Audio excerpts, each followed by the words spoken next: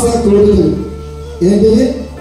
ఉపవాస కూడికల్లో 2వ రోజులో మనం ప్రవేశపెట్టాం. అంటే 2వ రోజులో మనం ఉన్నాం. ఎన్నో రోజులు? 2వ రోజులో ఉన్నాం. రేపటితో ఉపవాస కూడికలు ముగిసిపోతాయి, గతించిపోతాయి. అయితే మరి ఉపవాస కూడికల ద్వారా మనమేమి పొందుకున్నాము? అసలు మనం ఏమి పొందుకోవాలి? అదొందమ్మా. ఉపవాస కూడికల ద్వారా మనం ఏమి పొందుకున్నాము, ఏమి పొందుకోవాలి అని 2 ప్రశ్నలు కనుక మన హృదయంలో వస్తే మనం ధన్యులమే. దేవుడు తప్పనిసరిగా మనతో మాట్లాడతాడు. ఆయన మాట్లాడే దేవుడు. దేవునికి స్తోత్రం.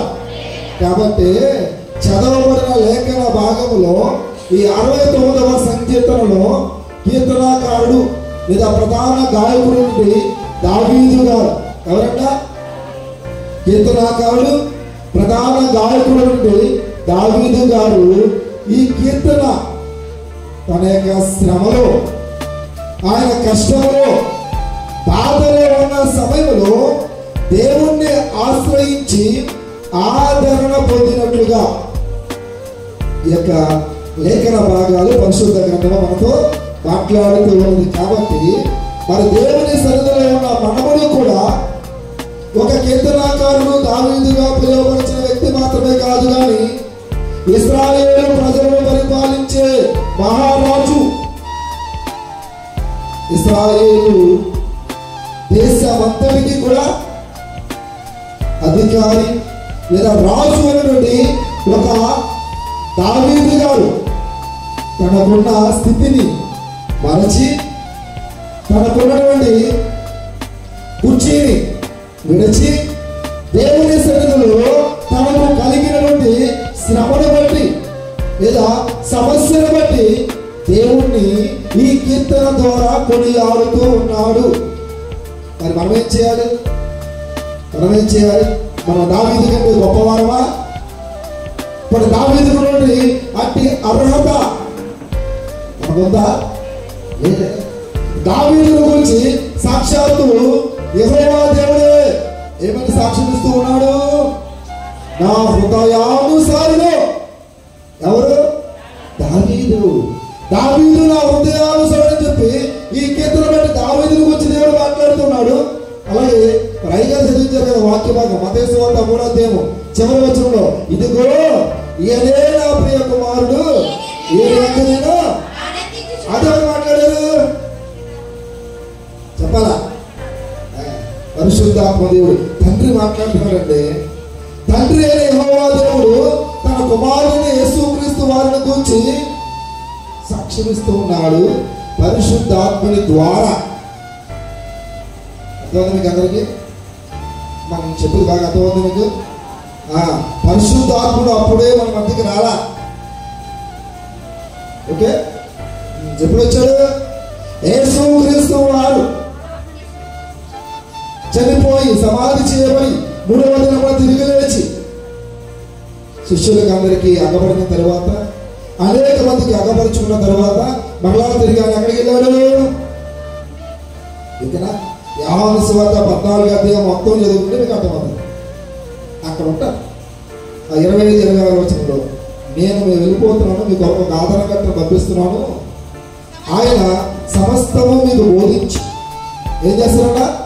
సమస్తమును మీకు బోధించి ఈ మాటలన్నీ కూడా మీకు జ్ఞాపకం చేస్తారు. రిమెంబరింగ్ అన్నమాట. ఓకేనా? కాబట్టి అక్కడ మనం చదువుకున్న 3వ అధ్యాయంలో తండ్రి అయిన యెహోవా దేవుడు కుమారుడైన యేసుక్రీస్తు వారిని గురించి సాక్ష్యమిస్తున్నాడు. అలాగే అదే యెహోవా దేవుడు ఈ కీర్తన రచించిన దావీదుని గురించి కూడా సాక్ష్యమిస్తూ ఉన్నాడు. ఏమని? దావీదు నా యొక్క హృదయానుసారుడు. మరి మనము నేను నీవు మనందరం దేవుని యొద్ద నుండి అట్టి సాక్ష్యమును మనం కలిగి ఉండాలి. ఓకేనండి? రెండవది యోబు గ్రంథం చదివించారు కదా. ఏం చదివించారు? యోబు గ్రంథం చదివించారు కదా. మరి యోబుని గురించి కూడా దేవుడు అపవాదికి సాక్ష్యం ఇచ్చాడు. ఎవరి గురించి? యోబుని గురించి తండ్రి అయిన యెహోవా దేవుడు తన యొద్దకు అది భూలోకమంతా సంచరించు అటు ఇటు తిరిగి దేవుని దగ్గరకు వచ్చిన సమయంలో నా సేవకుడు అయిన యోబు సంగతి ఆలోచించుదువా? అలాగే మనం కూడా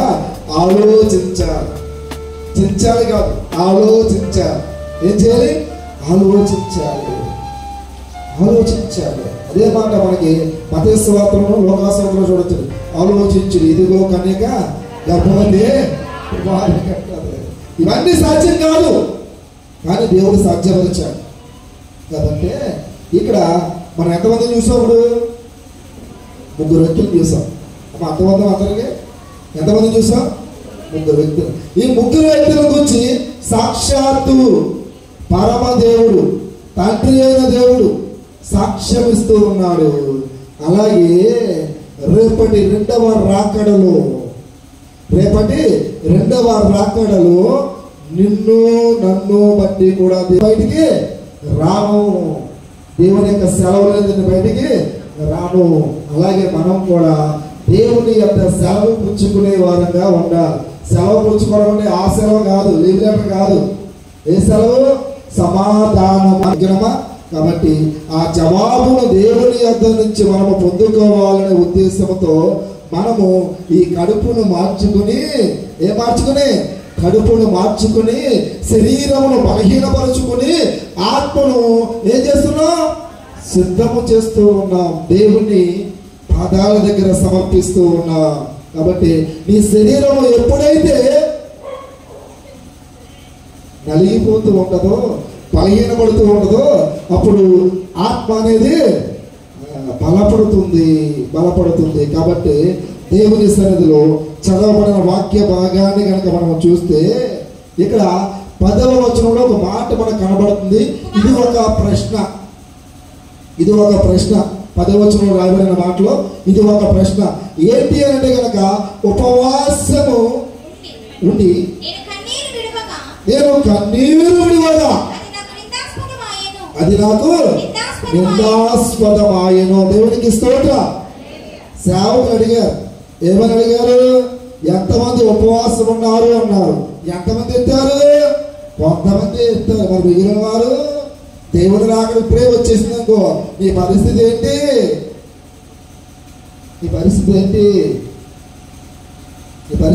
నా పరిస్థితి ఏంటి? ఒక్కసారి ఆలోచించుకోండి. రేపటికి రూపురేఖలు లేవని మనకు తెలుసు. అసలు మన జీవమే మన చేతుల్లో లేదని మనకు తెలుసు. మరి జీవమునిచ్చిన వాడు, ప్రాణమునిచ్చిన వాడు, ఒరే బాబు, నీ సంఘ క్షేమం కోసం, నీ గ్రామ క్షేమం కోసం, లేదా నీ జాతి క్షేమం కోసం, అంటే క్రైస్తవ జాతి, దానికోసం నువ్వు ఉపవాసం ఉండరా బాబు. ఏమంటారా బాబు? ఉపవాసం ఉండరా బాబు అని చెప్పి మీరందరూ 3 రోజులు ఉపవాస దినముగా ప్రతిష్ఠించుకుని, ఏర్పాటు చేసుకుని, వ్రత దినముగా నియమించుకుని ఉపవాసం లేకుండా పేకల దాకా తినేస్తే ఎందుకు ఉపయోగం? దేనికి ఉపయోగం? ఎవరికి ఉపయోగం? కనీసం నీకు ఉపయోగం లేదు, సంఘానికి ఉపయోగం లేదు. కాబట్టి నీవు ఉపవాసం ఉండి కన్నీరు విడిచినప్పుడు అది ఎవరికి నిందా? ఎవరికి? దేవునికి మనము నింద తెచ్చే వారంగా ఉన్నాం. అందుకనే నిన్ను నన్ను బట్టి అన్యజనుల మధ్య నా నామము దూషింపబడుచున్నది. దానికి కారణం నా క్రియలు, నీ క్రియలే. కాబట్టి నా ప్రియ సహోదరులారా, పెద్దలారా, మనం అందరం కూడా ఏం చేయండి కనుక మనం ఏదైతే ఒప్పందం చేసుకున్నామో, దేవుని ఎదుట ఒడంబడిక లేదా ప్రతిష్ఠ చేసుకున్నామో దానిలో మనం నిలిస్తేనే చేయాలి. నిలవకపోతే చేసావా, అది నీ ప్రాణానికే ముప్పు, ప్రమాదం. కాబట్టి జాగ్రత్త.